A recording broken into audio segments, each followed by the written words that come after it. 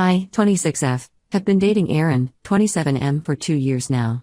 We met through mutual friends at a housewarming party. I wasn't looking for a relationship at the time because I was still recovering from a terrible breakup 6 months earlier. My ex of 3 years had cheated on me with multiple women, including my close friend, which left me with severe trust issues. Aaron was different from anyone I'd ever dated. He was kind, attentive, and understood my trust issues without making me feel crazy about them. He worked as a software developer and I'm a marketing manager. We bonded over our love for true crime documentaries and cooking together.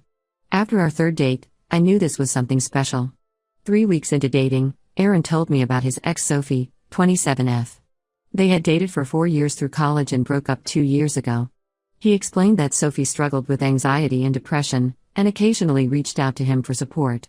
He showed me their iMessage conversations which seemed innocent, just checking up on her mental health every few weeks. I was uncomfortable with this because of my past experiences, but I appreciated his honesty. He showed me their messages without me asking and always told me when she reached out. The messages I saw were very formal and straight to the point, usually just Sophie saying she was having a rough time and Aaron offering basic support and suggesting she seek professional help. My best friend Dorothy, 26F, warned me to be careful. She thought it was weird that Aaron was still so involved with his ex's mental health when Sophie was married to someone else. But Aaron was so open about everything that I felt I could trust him. He never hid his phone, always answered calls in front of me, and made me feel secure in our relationship. Things moved quickly between us. Within 6 months, we were spending every weekend together. He introduced me to his family, and his mother Linda, 55F, practically adopted me. She told me how happy she was that Aaron had found someone stable after his dramatic relationship with Sophie. This was the first hint that there might be more to their past than Aaron had told me. I started noticing small things that bothered me. Sometimes when we were in bed, his phone would buzz late at night and he'd quickly reply to messages. When I asked who it was, he'd say it was work or his gaming friends. I wanted to believe him, but something felt off. There were times he'd be completely engrossed in his phone, smiling at something, but would put it away quickly if I came near. My sister Rachel, 29F, told me I was being paranoid and projecting my past relationship trauma onto Aaron. She reminded me how Aaron had helped me through my anxiety attacks and was always there when I needed him. He'd even taken time off work to care for me when I got food poisoning early in our relationship. 6 months into dating, I finally gathered the courage to tell Aaron that his relationship with Sophie made me uncomfortable. I explained that while I understood wanting to support someone going through mental health issues, it wasn't his responsibility anymore, especially since she was married. To my relief, he immediately agreed. He showed me as he sent Sophie a final message explaining that he needed to step back and focus on our relationship. The next year was incredible. We moved in together 6 months ago, adopted a dog named Max, and started talking about marriage. Aaron would leave me little notes around the apartment with reasons why he loved me. He planned surprise dates and got along great with my family. Everyone commented on how perfect we were together. Last week, everything fell apart. I was using Aaron's iPad to watch Netflix while he was at work.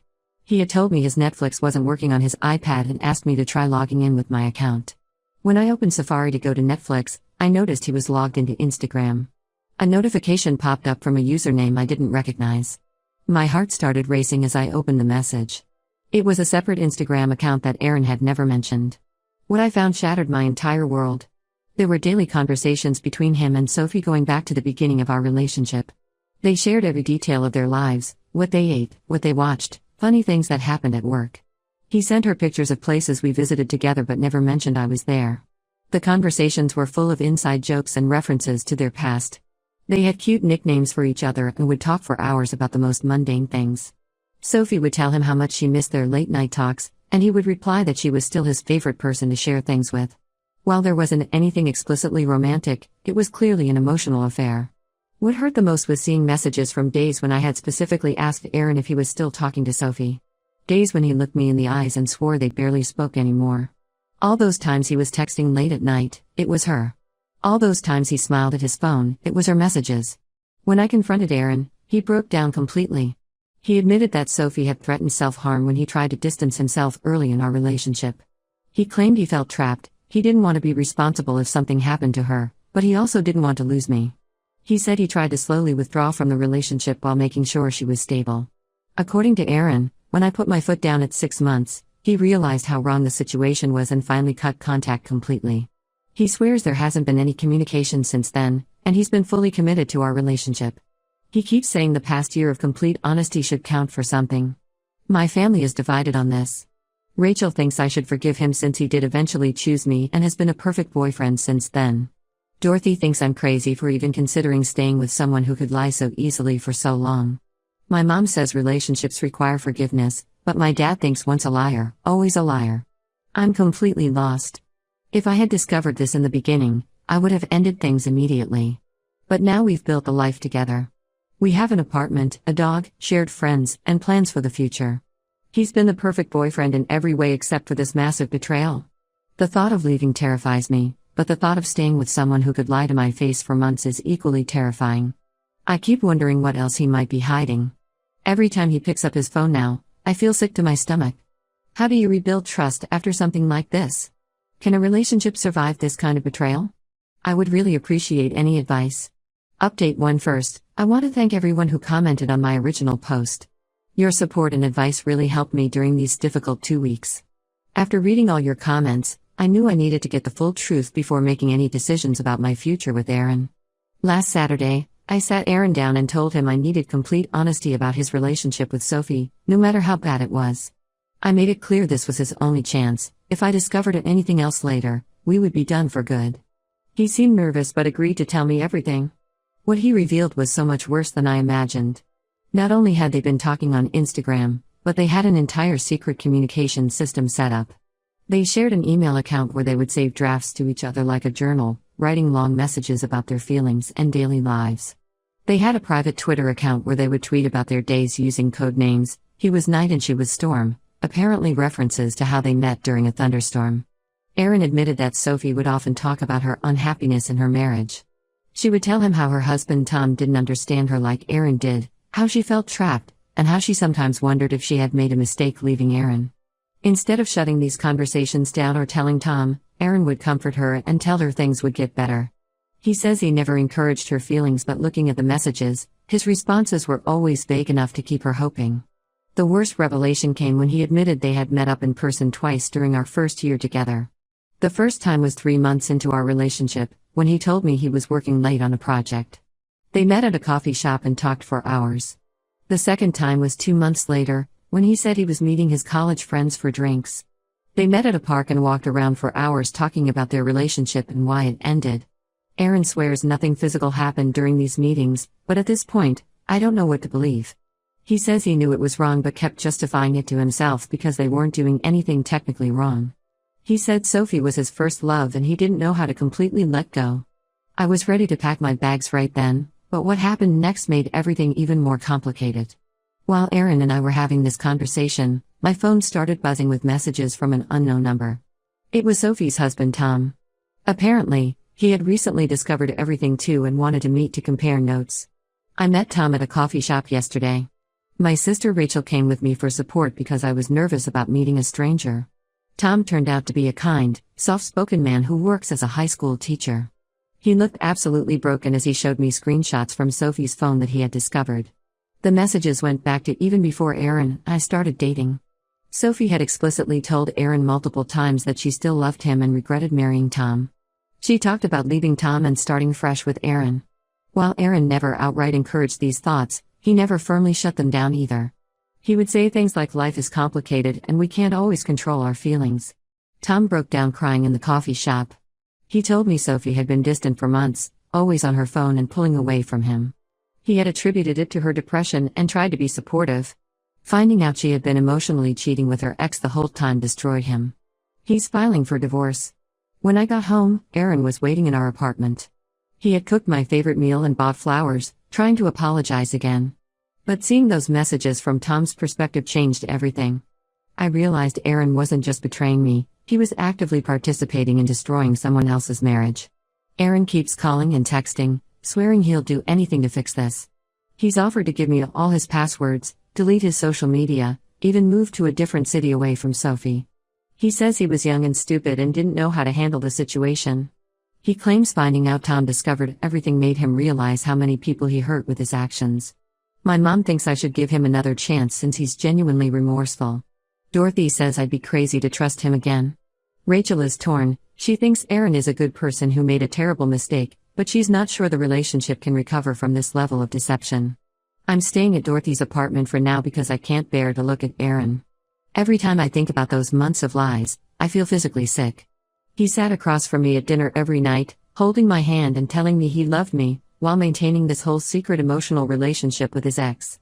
The hardest part is that I still love him. When I think about our life together, our dog Max who keeps waiting by the door for me to come home, the plans we made for the future, all the little moments we shared, it breaks my heart. But how can I ever trust him again? Every time he says I love you now, I wonder if he's saying the same things to Sophie in their secret accounts. I would really appreciate advice from anyone who has been through something similar. Can a relationship survive this kind of betrayal? Should I even try? Right now, I feel lost and confused about everything. Update 2: The situation has gotten so much worse since my last update. After Tom filed for divorce, Sophie completely lost it. She started calling Aaron from different numbers at all hours. When he wouldn't answer, she created new social media accounts to message him.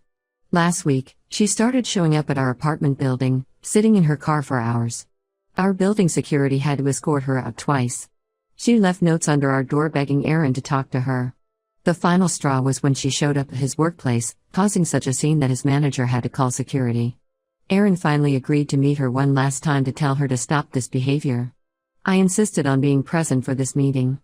We met at a public coffee shop, with Dorothy waiting in her car outside in case things got out of hand. Sophie looked nothing like the confident woman I had seen in their old photos. She was disheveled, with dark circles under her eyes, wearing what looked like pajamas under a coat. The meeting was a disaster. Sophie spent the first 20 minutes crying and accusing me of stealing Aaron from her. She kept saying they were meant to be together and I was just an obstacle in their love story. When I pointed out that she was married when she was pursuing Aaron, she laughed hysterically and dropped a bombshell. Those coffee meetings Aaron claimed were innocent? They had kissed multiple times. The first time, according to Sophie, Aaron initiated it. She pulled out her phone and showed us pictures from their meetings, Aaron holding her hand across the table, them sitting close together on a park bench. While the pictures weren't explicitly romantic, they certainly didn't look like two people maintaining appropriate boundaries. But the worst revelation came when Sophie showed us messages from right before Aaron and I started dating. They weren't just casually talking, they were actively planning to get back together. Aaron had told her he wanted to try again and they had even looked at apartments together. Then he met me at that housewarming party and suddenly stopped responding to her messages for a week. When he finally replied, he told her he had met someone else but wasn't sure where it was going. Sophie said they should continue their plans anyway and Aaron kept stringing her along, saying he needed time to figure things out. This continued for the first few months of our relationship. I felt like I was going to throw up. All this time, I thought I had met this amazing, single guy who fell for me immediately. In reality, I was the other woman who derailed their reconciliation. No wonder Sophie hated me so much. The final blow came when Sophie revealed that Aaron had been helping her set up dating profiles while she was still married to Tom. He had edited her photos, helped write her bio, and even gave her advice about which guys to respond to. When I asked Aaron how he could do this to another person's marriage, his response made me sick. I thought I was helping her because she was unhappy. Tom wasn't meeting her emotional needs. I walked out of the coffee shop and threw up in the parking lot. Dorothy drove me back to her place where I've been staying. I couldn't go back to the apartment knowing Aaron had been orchestrating the destruction of someone's marriage while playing the perfect boyfriend with me. Aaron keeps sending me long emails about how sorry he is. He says seeing Sophie's breakdown made him realize how toxic their relationship was and how much better what we have is. He claims he was young and confused back then, afraid of fully committing to either relationship. He says he's grown and changed, and he knows now that I'm the one he wants to spend his life with. I packed up most of my stuff from our apartment while he was at work. Dorothy and Rachel helped me. Max, our dog, whined the whole time, sensing something was wrong. Leaving him was one of the hardest parts. Aaron and I had adopted him together, but since Aaron works from home and can care for him better, we agreed he should keep him. I blocked Aaron on everything except email, which I need to keep open to sort out the lease and our shared bills. Sophie apparently checked herself into a mental health facility after our meeting, which I hope helps her heal. The worst part is, I still catch myself missing Aaron sometimes. Missing our life together, our routines, our inside jokes. Then I remember how easily he lied to my face for months, how he helped Sophie try to cheat on her husband, how he was planning to get back with his ex when he met me. The Aaron I loved never existed, he was just a character this man played while maintaining his real relationship with Sophie. I still have 6 months left on our lease. Aaron offered to move out, but I told him to stay, I can't bear to be in that apartment anymore knowing everything that happened. I'm looking for my own place now, somewhere I can start fresh. Update 3. It's been 3 months since I moved out, and I wanted to give everyone a final update on the situation. After my last post, things got worse before they got better. Aaron continued sending emails despite my requests to stop. He would write pages about how much he had changed, how therapy was helping him understand his codependency with Sophie, and how he wanted to prove he could be the man I deserved. The breaking point came when he showed up at my new office with flowers and our dog Max. He thought recreating our first date would somehow fix everything. I had to threaten to get a restraining order before he finally stopped trying to contact me. He sent one final email apologizing for everything and saying he would respect my wishes to be left alone. Sophie moved to Seattle after being released from the mental health facility. Tom told me she's living with her sister and supposedly working on herself. She sent me a long apology letter about how sorry she was for destroying my relationship. I didn't respond. Her words meant nothing to me after everything that happened. Surprisingly, Tom and I have maintained contact through all of this. We meet once a month for coffee to talk about our experiences. It's therapeutic having someone who understands exactly what it feels like to discover years of lies from someone you trusted completely. He started dating again recently, which gives me hope that I'll be ready someday too. The hardest part has been dealing with our shared friend group. Most of them took my side after learning the full story, but some think I overreacted. Aaron's sister reached out last week to tell me he's really changed and asked if I would consider talking to him. I blocked her number. His mother Linda, who I was once so close to, still sends me guilt-tripping messages about forgiveness and second chances. I miss Max terribly. Aaron sends me photos of him sometimes through Dorothy, who's still in contact with him. The photos always make me cry, but I know keeping him was the right decision. My apartment building doesn't allow pets anyway. The lease on our old apartment finally ended last month. Dorothy helped Aaron pack up my remaining things and drop them off at my new place. Seeing our shared belongings divided up into boxes made everything feel so final. I donated most of it to Goodwill. I wanted a completely fresh start. Last week, I heard through mutual friends that Aaron started dating someone new. A girl from his office who apparently looks a lot like Sophie. Part of me wants to warn her about what he's capable of, but I know that's not my responsibility. I just hope he's actually changed like he claims and won't put another person through what he put me through. I'm still not dating, but I'm finally starting to feel like myself again. I got a promotion at work, started taking boxing classes, and adopted a cat named Luna. My trust issues are worse than ever, but my therapist says that's normal and healing takes time. To everyone who told me I was overreacting in my original post, I get it. From the outside, it probably seemed like I was throwing away a great relationship over some innocent messages. But my gut was right. The lies, the secret meetings, the emotional affairs, they were just symptoms of a deeper problem. Aaron was capable of maintaining elaborate deceptions for months while looking me in the eyes and promising honesty. Sometimes I still miss the life we planned together, but then I remember that life was built on lies. I deserve someone who won't just tell me what I want to hear while secretly maintaining emotional affairs with their ex. I deserve real honesty, not carefully curated half-truths. For now, I'm focusing on rebuilding my life and learning to trust my instincts again. Thank you to everyone who supported me through this journey. Your comments and messages helped me stay strong when I was tempted to give him another chance.